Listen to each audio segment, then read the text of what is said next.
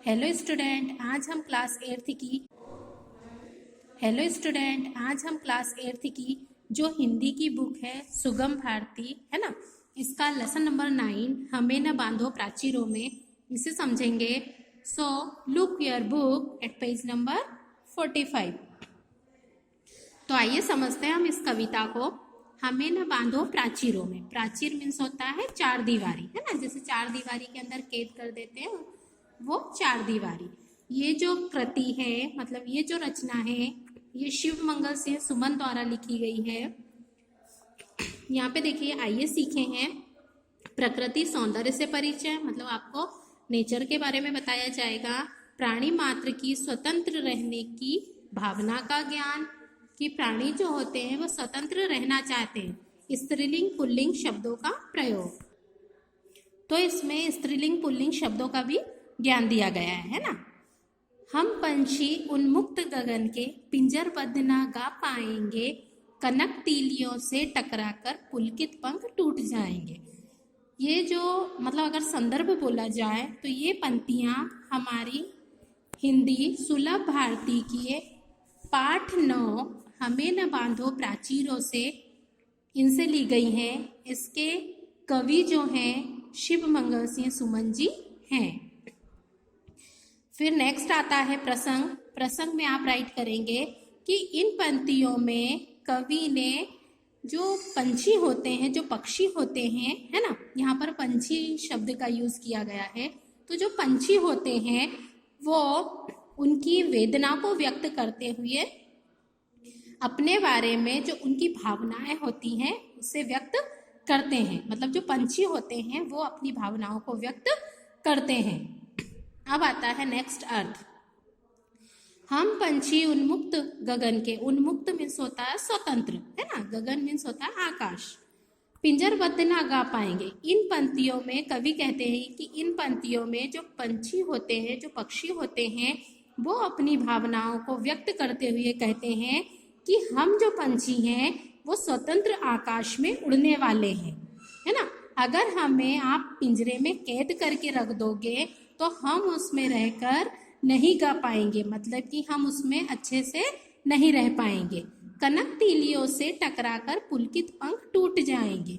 जो पिंजरे में तीलियां होती हैं, जो लोहे का जो पिंजरा होता है उसमें जो मतलब जो तीलियां जैसी लगी होती हैं, है ना, जिससे वो बना होता है, तो वो जो तीलियां हैं उसमें टकरा कर, क्योंकि ये जो है स्वतंत्र रहने वाले हैं, ये उसमें फड़फड़ाएंगे, है ना। तो जब ये फड़फड़ाएंगे तो उनके जो फैले हुए जो पंख है वो उन तीलियों से टकराकर क्या हो जाएंगे, टूट जाएंगे। तो इन्हें पिंजरे में कैद रहना पसंद नहीं है, बल्कि यह स्वतंत्र होकर बाहर मतलब उड़ना पसंद करते हैं। आगे कहते हैं वो, हम बहता जल पीने वाले मर जाएंगे भूखे प्यासे, कहीं भली है कटुक निबोरी कनक कटोरी की मैदा से। अब कनक जो होता है उसकी दो मीनिंग होती है, एक तो होता है धतूरा और एक होता है सोना, जो गोल्ड होता है ना। तो यहाँ पर सोने की बात कही गई, गोल्ड वाली। तो इन पंक्तियों में पक्षी कहते हैं कि हम बहता जल पीने वाले, मतलब जो जल बहता है, नदी है ना, झरने है ना, इनका जल हम पीने वाले हैं। अगर आप हमें पिंजरे में कैद रखोगे तो हम भूख प्यास से क्या हो जाएंगे, मर जाएंगे। वो बोलते हैं अगर हमें स्वतंत्र रहकर, बाहर रहकर कड़वी निमोरी खाने को मिले, है ना, नीम की, तो वो हमारे लिए काफ़ी अच्छी है। और अगर आप पिंजरे में कैद करके अगर सोने की कटोरी में आप मैदा के समान मतलब कुछ भी अच्छे पकवान भी देते हो या दे रहे हो तो वो हमें मंजूर नहीं है। अगर आप सोने की कटोरी में भी हमें अच्छी अच्छी चीज़ें खाने के लिए दे रहे हो तो वो हमें मंजूर नहीं है, बल्कि आप हमें बाहर रहकर, स्वतंत्र रहकर अगर हमें कटुक निबोरी जो कड़वी होती है वो खाने के लिए मिलती है तो वो हमारे लिए सबसे अच्छी होती है ना। स्वर्ण श्रृंखला के बंधन में अपनी गति उड़ान सब भूले, बस सपनों में देख रहे हैं तरु की पुंगी पर के झूले। इन पंक्तियों में कवि कहते हैं कि जो स्वर्ण की, जो सोने की श्रृंखला होती है, उसके बंधन में रहकर जो पंछी होते हैं वो अपनी उड़ने की गति और जो उड़ने की गति होती है, जो चाल होती है, उसको क्या कर रहे हैं, वो भूल गए हैं, है ना। क्योंकि वो पिंजरे में कैद रहते हैं, तो कैद रहने से वो अपनी जो उड़ने की चाल है उसको वो सब भूल गए हैं। बस सपनों में देख रहे हैं तरु की फुनगी पर के झूले। तरु मीन्स होता है पेड़ और फुनगी मीन्स होता है अंतिम सिरा, है ना। तो वो सिर्फ उस पिंजरे में कैद रहकर सिर्फ उनका सपना है और सपनों में ही सिर्फ देख रहे हैं वो कि हम उस पेड़ की सबसे ऊपरी जो डाली है, जो अंतिम वाली लास्ट वाली जो डाली है ना, जो पेड़ की शाखा है उस पर हम बैठे हुए हैं। तो ये सिर्फ पिंजरे में कैद रहकर वो सपने में देख रहे हैं। ऐसे थे अरमान की होती नील गगन से होड़ा होड़ी। होड़ा होड़ी मीन्स होता है कॉम्पिटिशन। या तो क्षितिज मिलन बन जाता या तंती सांसों की डोरी। क्षितिज उसे कहते हैं जहां पर आपको ऐसा लगे कि आकाश और धरती दोनों क्या हो रहे हैं, मिल रहे हैं, उसे कहते हैं क्षितिज। मिलते नहीं है बट ऐसा लगता है हमें, है ना। तो आगे जो पक्षी हैं, जो पंछी हैं, वो बोलते हैं ऐसे थे अरमान की होती नील गगन से होड़ा होड़ी।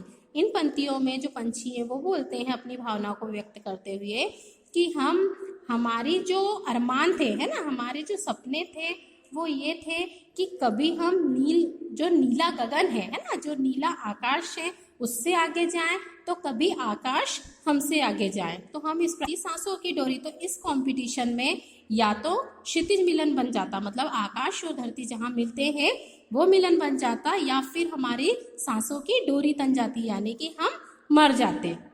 नीड़ ना दो चाहे टहनी का आश्रय छिन्न भिन्न कर डालो। नीड़ मीन्स होता है घोंसला। तो वो बोल रहे हैं पंछी कि चाहे तो तुम हमें टहनी, जो वृक्ष की शाखाएं होती हैं, उसका जो मतलब उस पर जो घोंसला बनाया जाता है वो भले ही हमें मत बनाने दो, हमारा जो घर पहले से बना हुआ है उसे भी छिन्न भिन्न कर दो, है ना, उसे भी तुम क्या कर सकते हो, तोड़ सकते हो। लेकिन पंख